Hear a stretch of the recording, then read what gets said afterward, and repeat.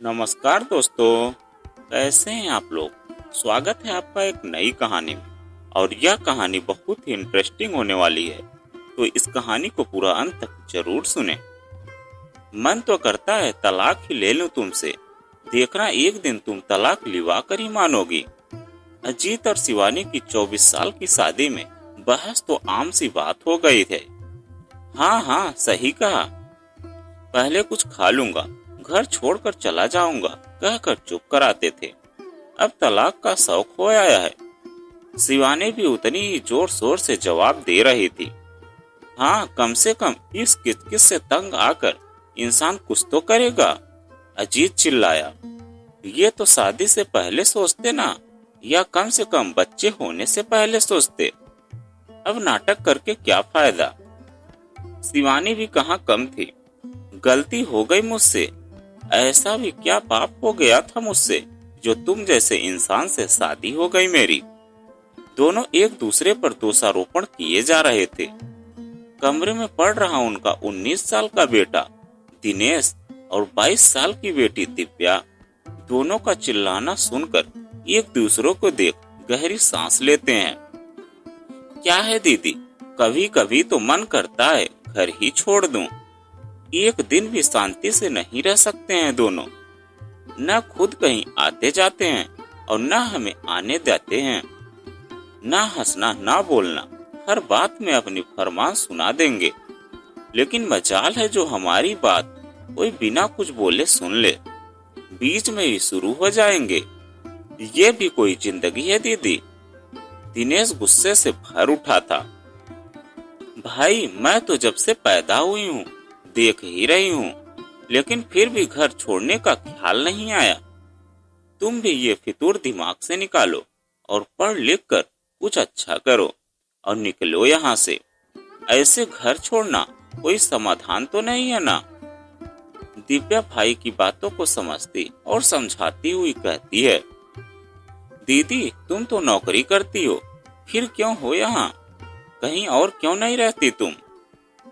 दिनेश कलम मुंह में चबाता हुआ कहता है, क्योंकि मेरे भाई वहाँ मुझे कंपनी देने के लिए तू तो नहीं होगा ना। चल मैगी बनाएं, खाएं और सो जाएं। अब कल तक तो पापा भूख हड़ताल पर रहेंगे और मम्मा गुस्से में। तू अपना खाना अपने हाथ। यह बोलती हुई दिव्या मैगी बनाने किचन की ओर चली गई। दिव्या, कल तुम्हें लड़की वाले देखने आ रहे हैं, ढंग से तैयार हो जाना। अजीत फरमान सुनाकर टीवी पर चल रहे डिबेट की ओर एकाग्र हो गया। माँ, ये क्या है, बिना मुझसे पूछे ये तामझाम। जाकर अपने बाप से पूछ। मुझसे कब किसी ने कुछ पूछा है, और पूछा भी है तो सिर्फ हाँ हाँ करवाने के लिए। दिव्या की बात बीच में ही काट शिवानी पति को सुनाती हुई चिल्लाई, तुम्हें क्या लगता है मैं अपने बच्चों का भला नहीं चाहती हूँ। अजीत जो टीवी छोड़कर जल्दी उठता नहीं था, अभी शिवानी को जवाब देने किचन तक चला आया। अच्छा, बड़े ही तैस्ती बन रहे हो। भूल गए जब दिव्या बचपन में पहला ट्रॉफी जीत कर आई थी, तो तुमने कहा था जो बच्चे अभी अच्छा काम करते हैं वो बड़े होकर अच्छा नहीं करते हैं। बड़े आए ही तैसी बनने वाले। शिवानी के जुबान भी उसके काम करते हुए हाथों के जैसे चल रहे थे। जो मन आए करो, मुझसे कुछ मत कहना।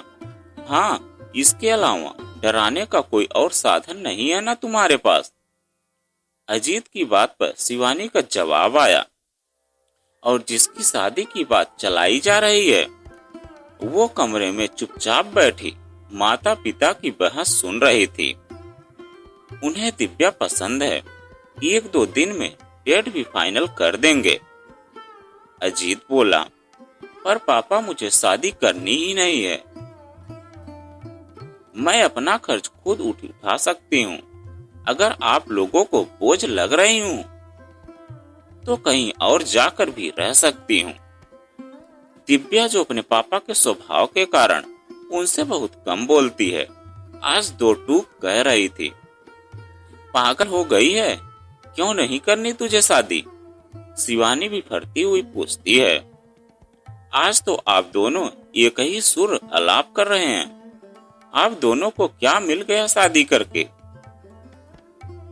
दिन रात की झिकझिक। दादी भी कहती है कहीं जा नहीं रह सकते, इसलिए दादी की बातों को बर्दाश्त कर रहना पड़ा।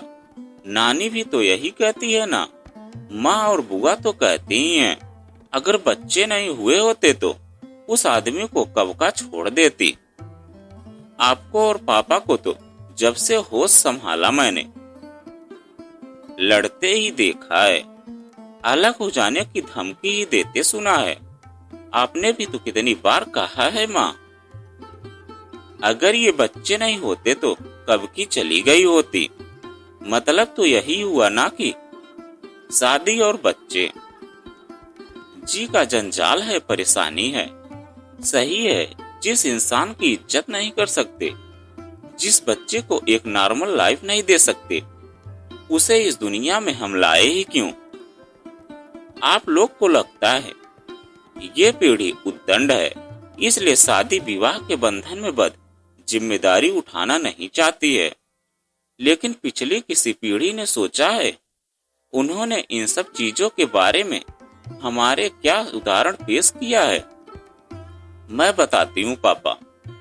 पिछली हर पीढ़ी ने अपने अनुभव के आधार पर शादी और बच्चे वाहियात ही बताए हैं, सिर्फ अपना गुस्सा उतारने के लिए, उसे प्रॉपर्टी बनाने के लिए इस दुनिया में नहीं लाना मुझे।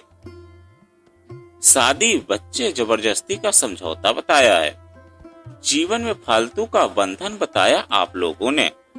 पुरानी पीढ़ी की लोगों ने ही हमें इस राह पर चलने के लिए मजबूर किया है। कभी आप सभी अपने गिरेबान में भी झांक कर देखिएगा। तालमेल सिर्फ बोलते रहें, तालमेल करते नहीं दिखे कभी। दिव्या के दिल में इतने दिनों का जमा गुबार, उसका आक्रोश उसे चुप होने नहीं दे रहा था। मैं नहीं पड़ना चाहती इन सब झमेलों में, मुझे अपनी जिंदगी, अपनी शांति पसंद है, दिव्या कहती है और पैर पटकती वहां से चली गई। सच में शिवानी, हमने बच्चों के सामने क्या उदाहरण पेश किया है। हर वक्त की मारामारी। बच्चे तो यही देखते बड़े होते हैं और तब उनके लिए रिश्ते नाते झूठे ही होते हैं। और फिर हम उन्हें बचपन की कहानियां सुनाकर ये बतलाते हैं कि रिश्ते नाते कितने अच्छे होते हैं, जबकि हम भूल जाते हैं बच्चों के लिए सत्य वही होगा जो सामने देख रहे हैं। दिव्या या दिव्या जैसे बच्चों का आक्रोश बिल्कुल जायज है। हम बोलते कुछ हैं और करते कुछ हैं। कहते वक्त तो हम कह देते हैं, बेटा कोई दिक्कत आए तो हमें जरूर बताना, और जब बताते हैं तो हम ही गालियों से उनका और उनकी बात का स्वागत करते हैं। शिवानी, बच्चों में ही नहीं, सबसे पहले हमें अपने आचरण में सुधार की जरूरत है। जो हमारी पिछली पीढ़ी ने हमें दिया या जो हमने देखा, वही अपने बच्चों के साथ करने लगे। हमने अपना आक्रोश अपनी आगे की पीढ़ी पर निकाला। गनीमत है कि आज की पीढ़ी अपना आक्रोश आगे की पीढ़ी के लिए सौगात के रूप में नहीं रखती, अपने आक्रोश में भी बात का समाधान निकालती है। हमें भी सुधरना होगा शिवानी। यह कहते हुए अजीत अपने कमरे की ओर बढ़ गए। अजीत के जाने के बाद शिवानी ने अपने बच्चों के साथ बातचीत करने का फैसला किया। उसने दिव्या और दिनेश को अपने पास बुलाया और उनसे बात करने लगे।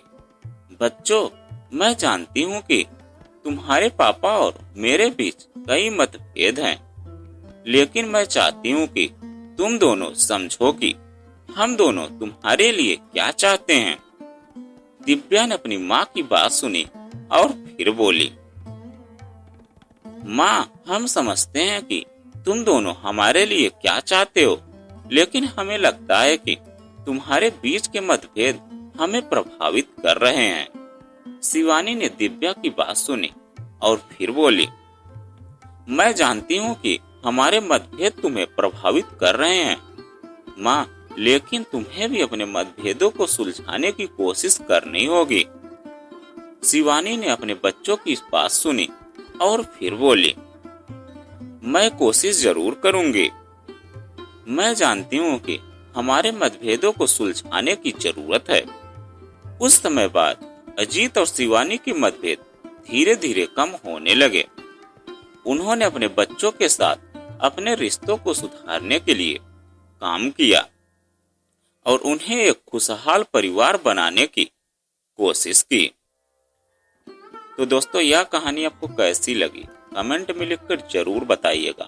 अगर आप हमारे चैनल पर नए हैं तो प्लीज चैनल को सब्सक्राइब कीजिएगा और वीडियो को एक लाइक कीजिएगा। तो चलिए मिलते हैं एक नई कहानी के साथ में एक नए वीडियो में।